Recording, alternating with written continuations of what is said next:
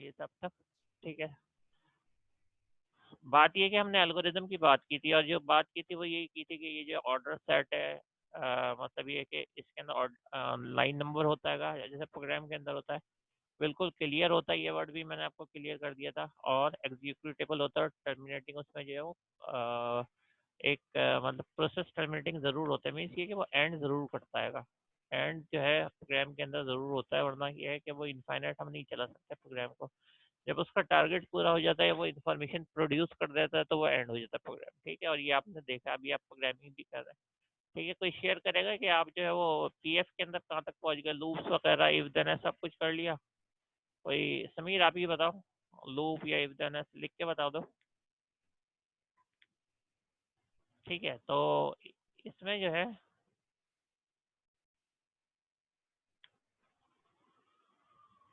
कौन कौन से लूप करे हैं आपने समीर? तीनों लूप कर लिए? फॉर नेक्स्ट भी कर लिया, और डू वाइल वाइल सब कुछ कर लिया ना वहाँ पे?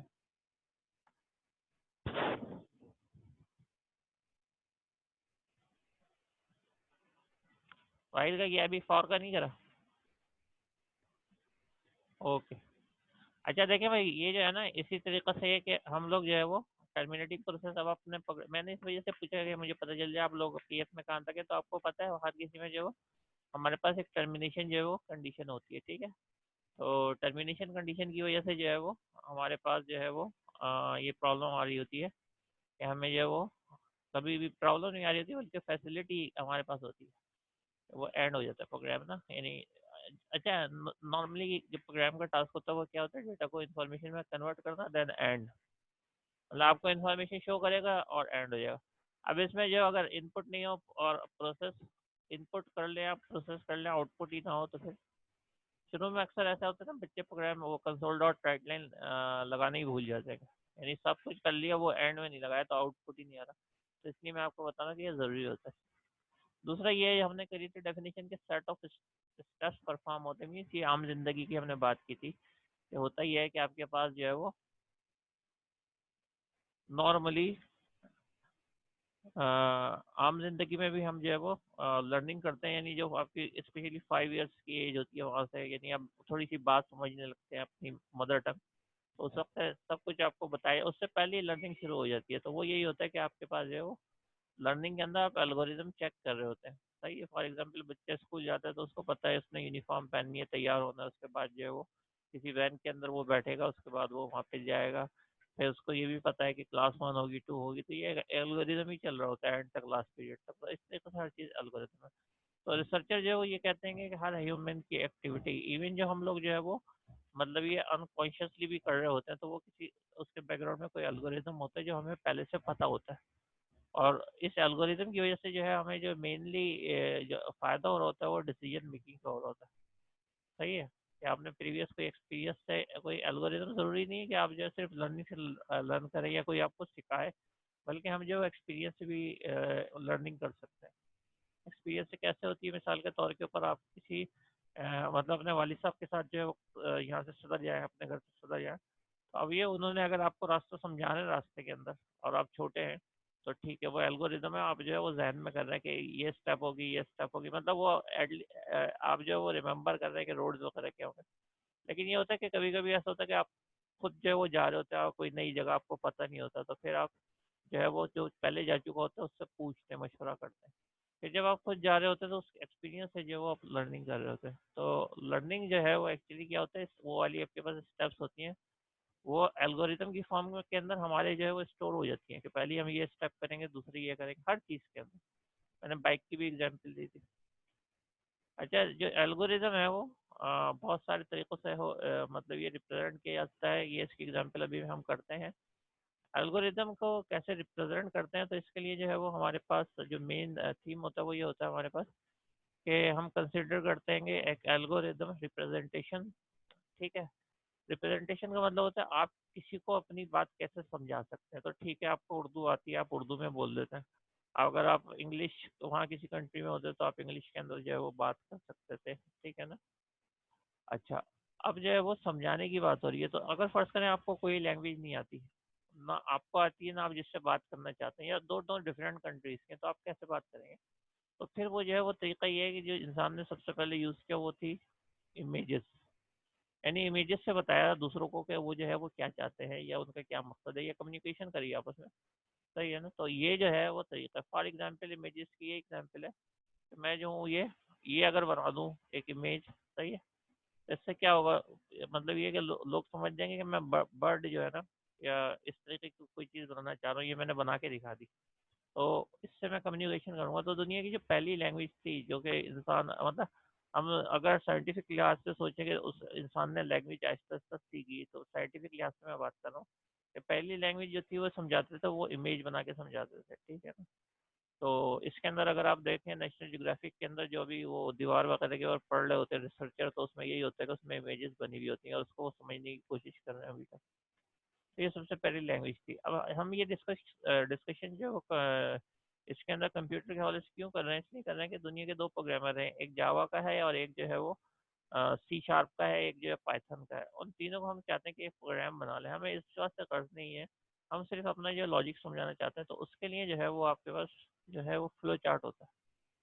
सही है, फ्लो चार्ट जो है वो ये है कि दुनिया का कोई भी प्रोग्राम कॉमन लैंग्वेज है, स्टार्ट होगा, सही है, इनपुट लेंगे, आपको पता है, सही है, पैराग्राम के थ्रू हम इनपुट लेते हैं, उसी से हम आउटपुट लिखते हैं और जो है प्रोसेसिंग जो है, तो वो बॉक्सेस अगर आप समझते हैं तो इट मीन्स ये कि आप जो है वो अ, एक ऐसी लैंग्वेज समझ गए जो दुनिया के तमाम प्रोग्रामर्स को आती है, और हम जो है वो समझा सकते हैं। मिसाल के तौर के ऊपर मैं सी शार्प का प्रोग्रामर हूँ, मुझे पाइथन के प्रोग्रामर को समझाना है, तो अब मैं कोई भी सिंटेक्स यूज करता हूँ, उसको नहीं आ रही सी शार्प की, ना उसने कभी की नहीं है सी शार्प, अब मैं क्या करूँ, इससे बेहतर तो मैं क्या करूँगा, मैं जल्दी से उसको, क्योंकि कॉमन लैंग्वेज हर किसी को सिखाई जाती है फ्लो चार्ट की, ग्राफिकल लैंग्वेज, तो मैं उसको समझा दूंगा कि ये आप ऐसे इनपुट लें, ऐसे ये कंडीशन लगेगी, फिर वो अपनी लैंग्वेज में आराम से लिख देगा। ये बात कितना लोगों की समझ में आ रही है कि फ्लो चार्ट का क्या फ़ायदा है, वन लिख के बताएं।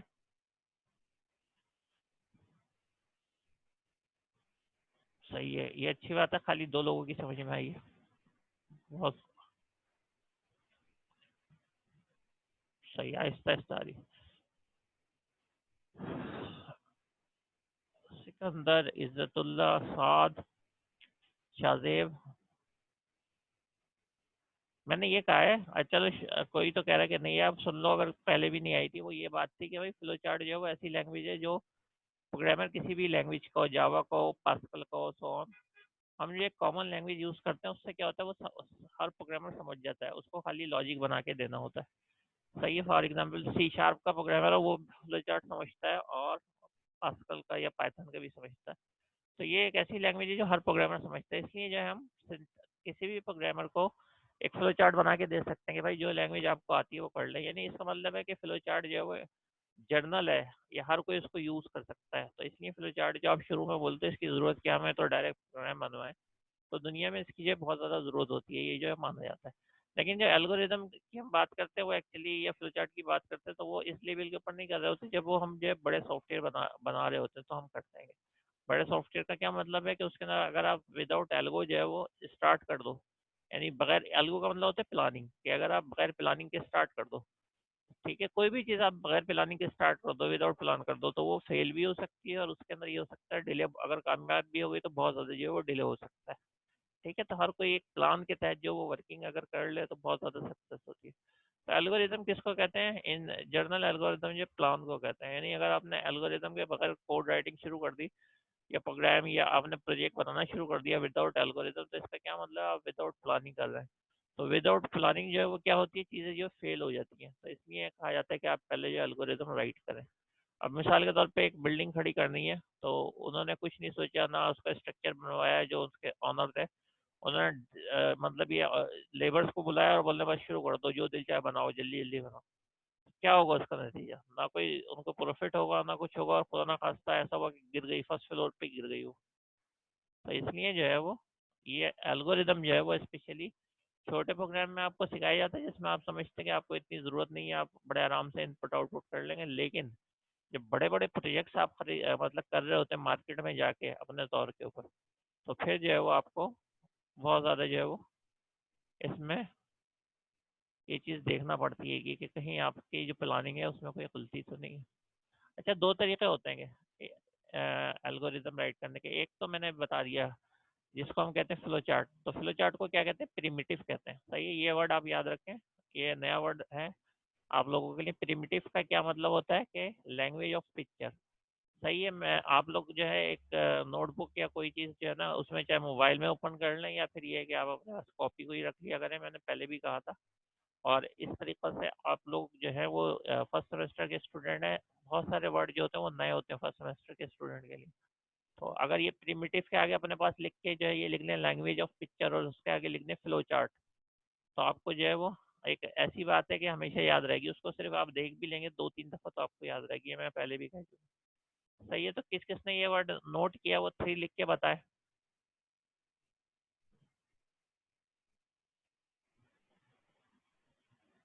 सही है, गुड। सही है, तो ऐसे जो अभी और अगेन जो 12 में से 3 स्टूडेंट ने नोट किया, ये उससे ज़्यादा अच्छी बात है। मतलब पहली बात पे 4 स्टूडेंट ने नोट किया, इज़्ज़त ने नोट किया है और समीर ने नोट किया है और सिकंदर ने नोट किया। आपको कोई क्वेश्चन ये करेगा कि नोट क्या करना है, तो मैं अगेन बता देता हूँ, नए वर्ड होते हैं ना तो उसके अंदर आपको एक्सपर्टी करनी चाहिए, ये मतलब ये लर्न करने के लिए। ये वर्ड आगे चल के आपके बहुत काम आएंगे सेकंड सेमेस्टर में, क्योंकि अगर वहाँ फॉर एग्जांपल प्रिमिटिव का वर्ड किसी टीचर ने आपसे कह दिया, तो अब जो आप सोच में पड़ गए कि ये पढ़ा तो था, तो ये होता क्या है। तो इसलिए छोटे छोटे वर्ड जो है ना, नए नए कोई भी सब्जेक्ट होता है, ये कंप्यूटर की मैं बात कर रहा हूँ, पूरा आप आईटी के स्टूडेंट हैं, सीएस के स्टूडेंट हैं, तो ये वर्ड जो है उसमें काम आने वाले हैं, वो आप नोट किया करें, ठीक है। तो मैंने बोला प्रिमिटिव का मतलब होगा लैंग्वेज ऑफ पिक्चर और इसका मतलब होगा फ्लो चार्ट। ये दोबारा अगर किसी ने नोट नहीं किया तो लिख लें, ठीक है। और आप 4 लिख के बताएं किस किस ने नोट कर लिया।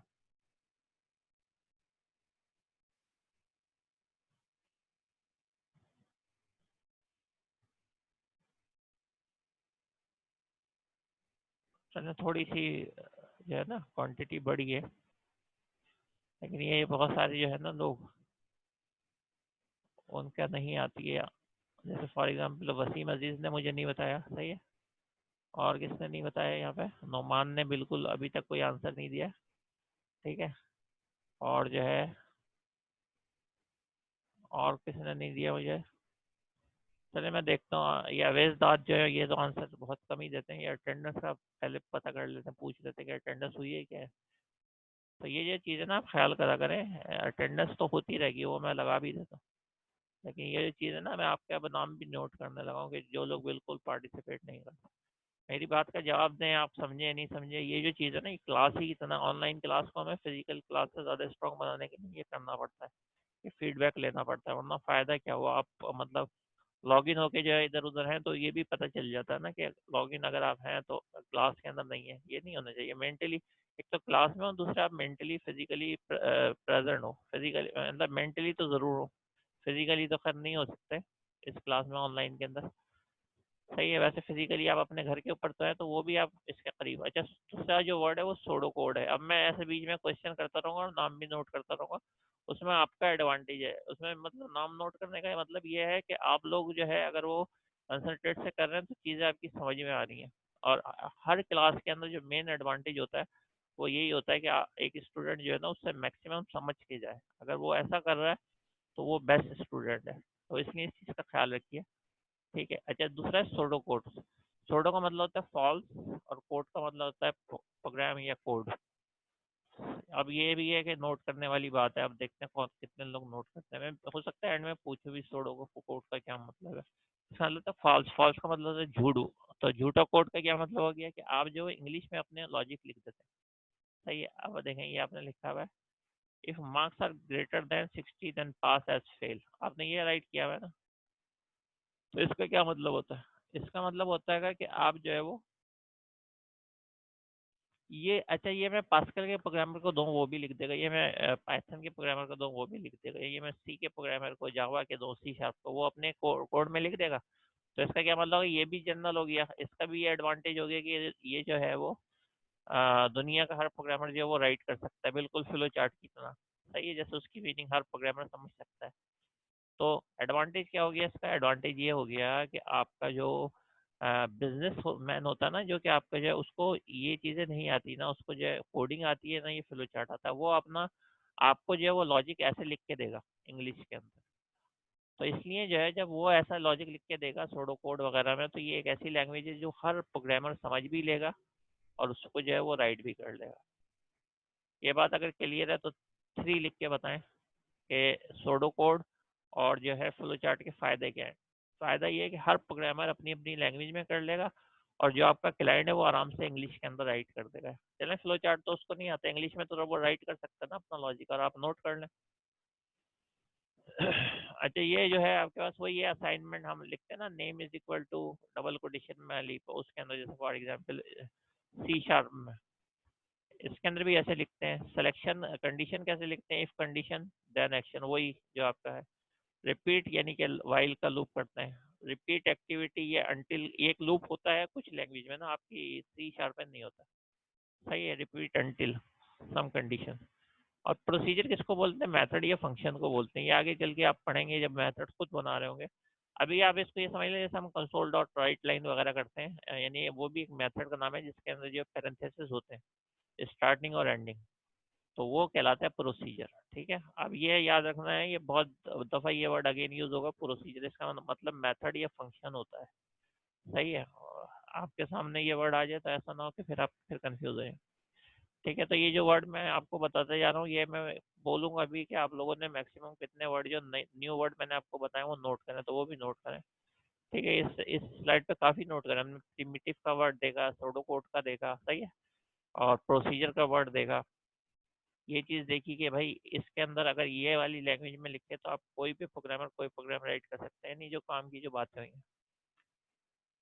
अच्छा, एल्गोरिदम का डिस्कवरी का क्या मतलब है कि एल्गोरिदम जो है वो हमें कभी कभी ऐसा होता है कि बिल्ड कुछ ऐसी प्रॉब्लम्स होती हैं जैसे हमें नहीं मिलती कस्टमाइज प्रॉब्लम। सही है, फॉर एग्जांपल आपके पास जो है वो प्राइम नंबर का जो है एल्गोरिदम है, तो वो एक आम है, वो पहले से बिल्ड इन है, बना लेगा हर कोई उसमें से एल्गोरिदम देख के भी बना लेगा। ठीक है ना, वो बने हुए इवन नंबर का एल्गोरिदम भी मतलब बिल्ड इन है इस किस्म का। लेकिन ऐसा कभी कभी होता है कि आपको डिस्कवर करना पड़ता है, कोई ऐसी प्रॉब्लम है जिसका आपको जो है वो पता ना हो और आप जो डिस्कस करना चाह रहे हो या आप उसको बनाना चाह रहे हो। अच्छा, ये कब होता है, ये एल्गोरिदम डिस्कवरी कब होती है, जब कोई आपको जो है वो अपना सॉफ्टवेयर बनाने को देता है। कोई भी बिजनेस आप किसी मतलब कंपनी के अंदर गए, वहाँ आप मतलब आपको या कहीं से आप उनको पता चला कि आप प्राइवेटली सॉफ्टवेयर बनाते हैं, फ्रीलांसर बनाते हैं, तो उन्होंने आपको जो है ना वो कॉल किया और बुलाया कंपनी में।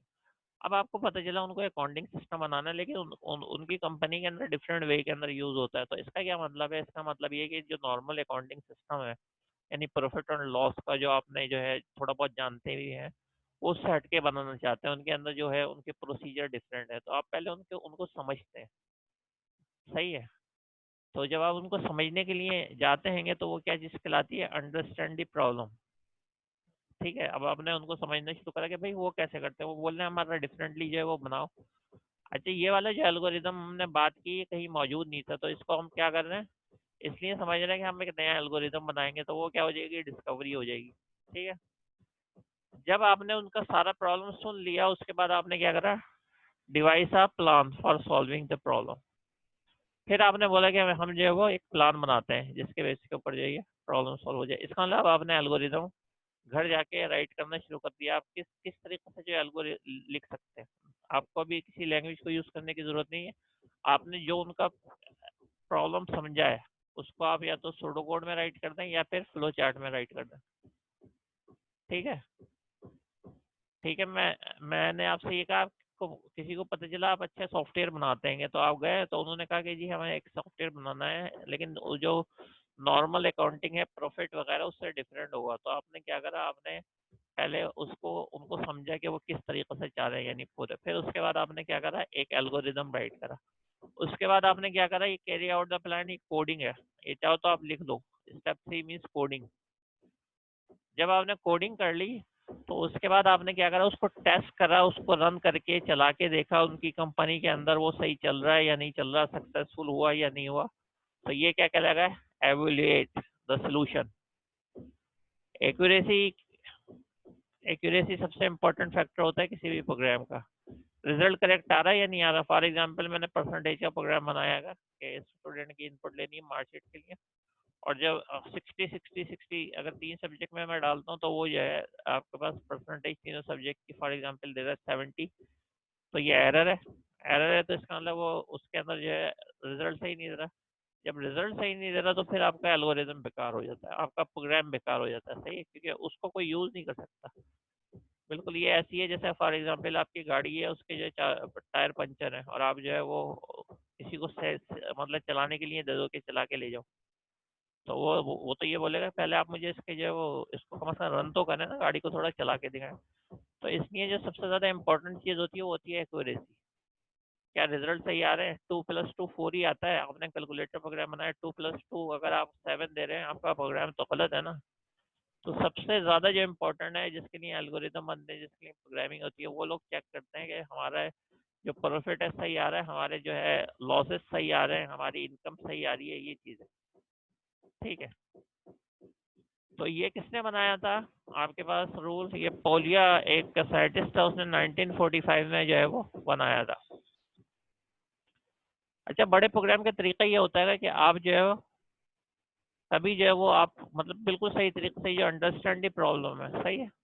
कभी ऐसा होता है कि हम टॉप टू बॉटम जाते हैं, मतलब ये कि उनकी प्रॉब्लम स्टार्ट से समझ रहे होते हैं, या फिर ये कभी कभी होता है कि बॉटम अप मेथोडोलॉजी यूज करते हैं, सही है। लेकिन जो आसान तरीका होता है वो ये होता है कि इजियर करते हैं रिलेटेड प्रॉब्लम को। इजियर का क्या मतलब है? हर चीज को अगर जो है वो आपको सॉल्व करना है तो क्या करते हैं, divide the problem into smaller problem. सही है, सबसे बेस्ट ये होती है आपके पास मेथड कि आप जो है बहुत बड़ी प्रॉब्लम है, आप चले मैं इसकी एग्जांपल देता हूँ, आपने BScs करना है 4 साल का। अब आपसे ये कहा जाए ठीक है आप 4 साल के बाद आए और BScs के जो है ना वो सारे पेपर्स के जितने भी आपके पास बनते हैं 50 या उससे अब, उन सब के जो पेपर एक साथ दे दें, सही है, और जो है वो एक ही वीक में दे दें, तो कोई भी नहीं दे पाएगा ना। क्योंकि प्रॉब्लम ये है कि आपके पास BScs करना है और आपको 1 साल दिया गया लेट सपोज, और कहा गया सारे एग्जाम नहीं कर सकते आप। तो उसको इजी करने के लिए आपको क्या किया गया कि हर सेमेस्टर डिवाइड किया गया, वो तकरीबन 5 सब्जेक्ट्स के अंदर डिवाइड किया गया है। और फिर वो 4 इयर्स के लिए 4 इयर्स तक आप पढ़ते हैं, तो फिर जाके आप जो है इस काबिल होते हैं कि इस प्रॉब्लम को, यानी इतने ज़्यादा सब्जेक्ट्स को 50 से नियरली या उसके बराबर उन सब्जेक्ट्स को, और उसके बाद वो आप पास आउट करते जाते हैं। लेकिन हुआ यही है कि आपने सेमेस्टर में डिवाइड करा, उसमें 5 या 6 सब्जेक्ट ले रहे हैं, फिर आप इस काबिल हुए ना। तो इस तरीके से बड़े जब आपके पास सॉफ्टवेयर आ जाते हैं तो उसको हम क्या करते हैं कि डिफरेंट जो है, जैसे उसके अंदर आपने उन्होंने बोला पूरा मैनेजमेंट सिस्टम बनाना है, तो पैरोल का आपने अलग डिवाइड कर दिया कि पैरोल का बनेगा। HR का अलग डिवाइड कर दिया जिसमें एम्प्लॉय की इन्फॉर्मेशन होती है ना, वो अलग कर दिया। पैरोल का अगर चाहे तो उसका पार्ट बना लिया, अकाउंटिंग का अलग कर लिया। तो ये उस सूरत के अंदर हम डिवाइड जब तक नहीं करते प्रोग्राम, जब तक जो है वो आपको, और एक और आप चीज़ पढ़ेंगे जो होगी एक्चुअली मेथड या फंक्शन बनाना, नॉर्मली मिड टर्म के बाद कराए जाते हैं। तो वही होता है divide the problem into smaller. तो वही आपके पास है छोटे छोटे फंक्शन बना के आप बहुत बड़ा प्रोग्राम को बहुत आसानी से कंट्रोल कर देते हैं। ठीक है। अच्छा, एल्गोरिदम जो है एफिशिएंसी, एल्गोरिदम जो है वो किस तरीके से जो है एफिशिएंट होता है, ठीक है। तो इसके अंदर अगर आप देखें कि जो आपके पास जो है दो प्रोग्राम है, ठीक है। 1 मिनट में वो स्क्रीन मैंने बनाई हुई है, मैं इसको जो है ना पॉज कर रहा हूँ शेयरिंग को, मैं पहले वो लोड कर लूँ, आप ज़रा वेट कीजिए। ठीक है, फिर मैं वो लोड करके ना अभी आपको बताता हूँ।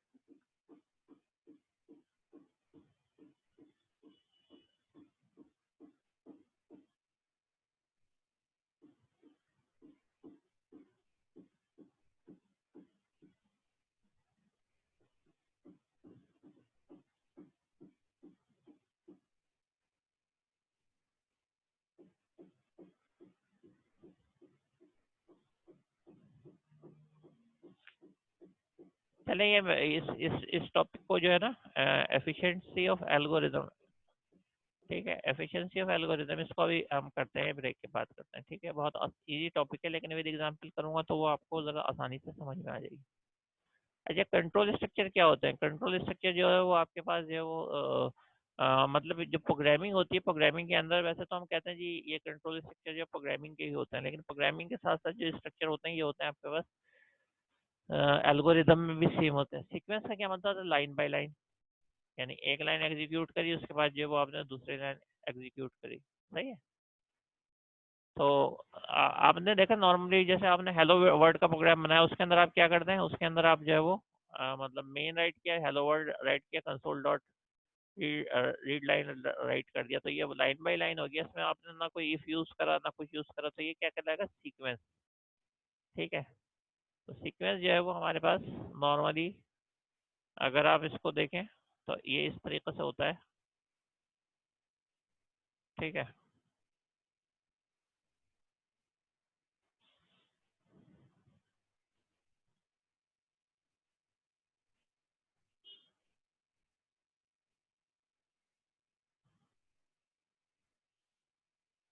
ठीक है, ये प्रोग्राम है ना, ये पहली लाइन हो गई, ये दूसरी लाइन हो गई, ये तीसरी लाइन हो गई, सही है, ये समझिए प्रोग्राम की लाइंस लिखी हैं।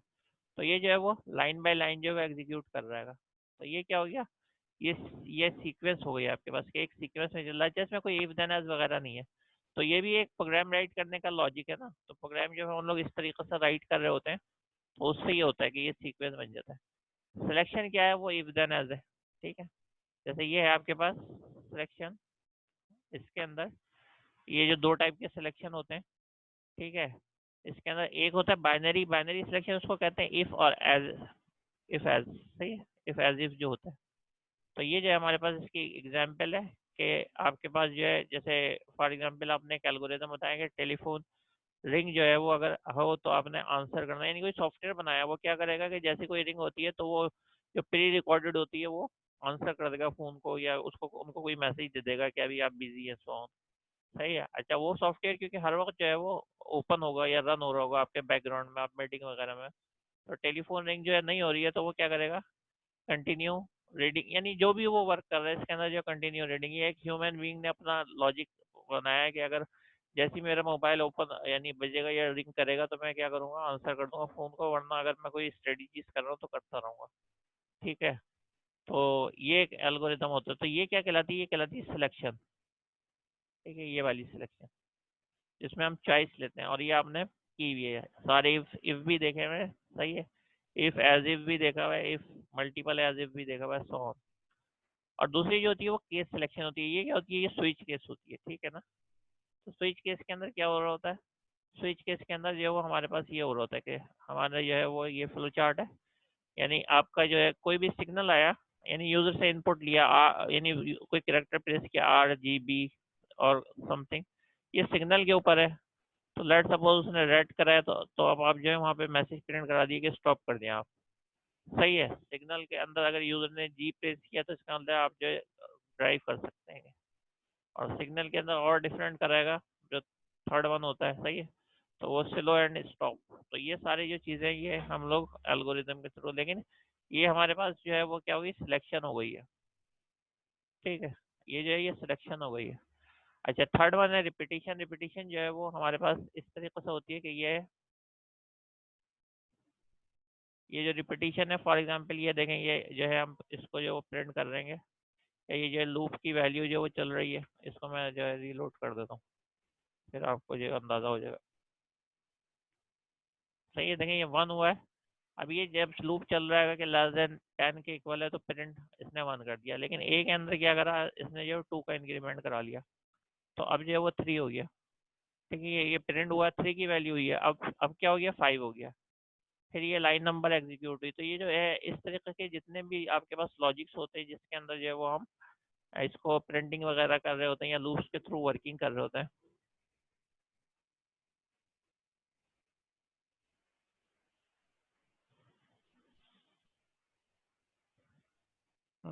आई नो, ये तो मेरा अपने डिसीजन पहले से है। सही है, वो असल में आप पहले इन हो जाते हैं, आप पहले आंसर दे देते हैं, तो इसलिए मैंने समझ ये कहा था। लेकिन मैं जो हूँ आपके बाद में समीर को चॉइस दूंगा कि इस चीज़ का कि वो CR बने, ये मैंने खुद ही से डिसाइड किया हुआ था। ठीक है समीर, आप लिखें ओके, अगर आपको भी कोई वो इशू नहीं है, अवेश की तरह थोड़ी अवेश जो है वो फील कर रहे थे हेसिटेशन, फर्स्ट टाइम उन्होंने ये कभी किया नहीं है, तो समीर अगर आप हैं और सुन रहे हैं मेरी बात तो आप लिखें या राइट करें कि आप CRO हैं फिर, या आपको भी कोई प्रॉब्लम है, ओके या नॉट ओके, या राइट करें, कुछ करें। मेरी आवाज़ आ रही है समीर, मैं आपको कह रहा हूँ कि आप CR हैं।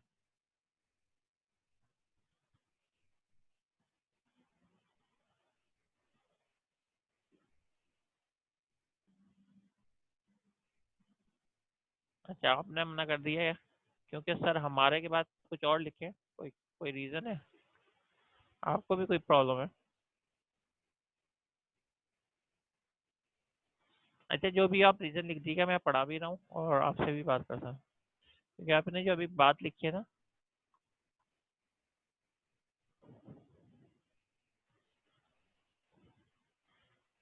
नहीं नहीं, आप ये तो फिर हर स्टूडेंट यही करता रहेगा। इवेंट आप वो फिक्र ना करें, कोई इवेंट वगैरह हो। इवेंट का मतलब ये क्या है? आपका आपका कौन सा इवेंट है? आपके मतलब कुछ करते हैं वो भी लिख के बताएं। अगर आप क्लास के इवेंट्स की बात करें तो वो तो आप और टीचर होता है ना, तो वो थोड़ा सा आप संभाल लें, थोड़ा सा टीचर आपकी हेल्प कर देगा। उसमें नहीं है वो, अगर कोई इवेंट हुआ और आप नहीं संभाल सके तो इसके अंदर ये नहीं होगा कि, बल्कि सारे जो स्टूडेंट्स अभी तक मैंने 3 क्लासेस के अंदर करे तो तीनों के अंदर जो है वो ओके करा है। तो अगर आप इसलिए घबरा रहे हैं क्योंकि आप भी आंसर देते हैं सारे, तो मैं यही चाहूँगा कि आप भी सीआर बने। अच्छा, कज़न की शादी है?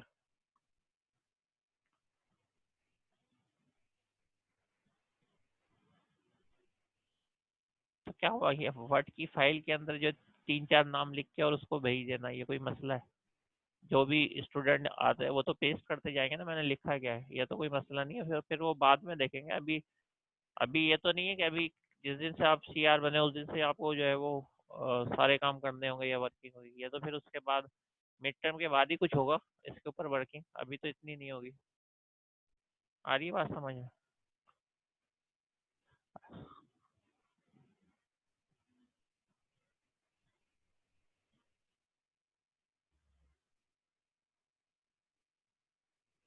ठीक है, शायद आप जाएं, नल्ला व नल्ला राजून, अल्लाह ताला उनको जो है वो माफरत फरमाए।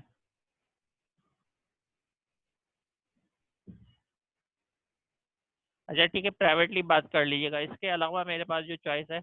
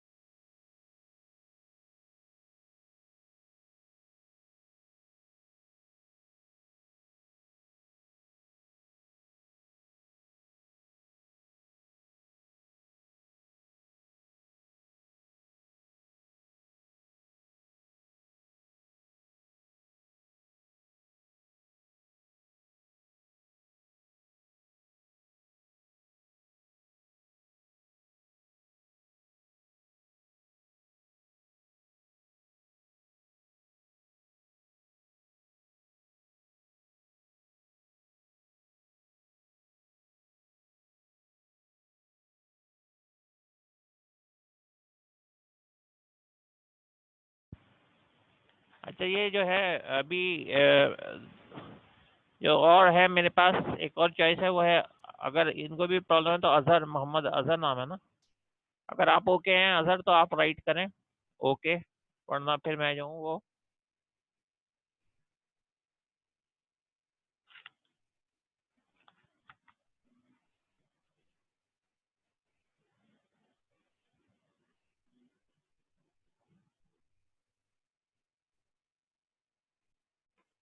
आप लोगों को मेरी आवाज़ आ रही है ना?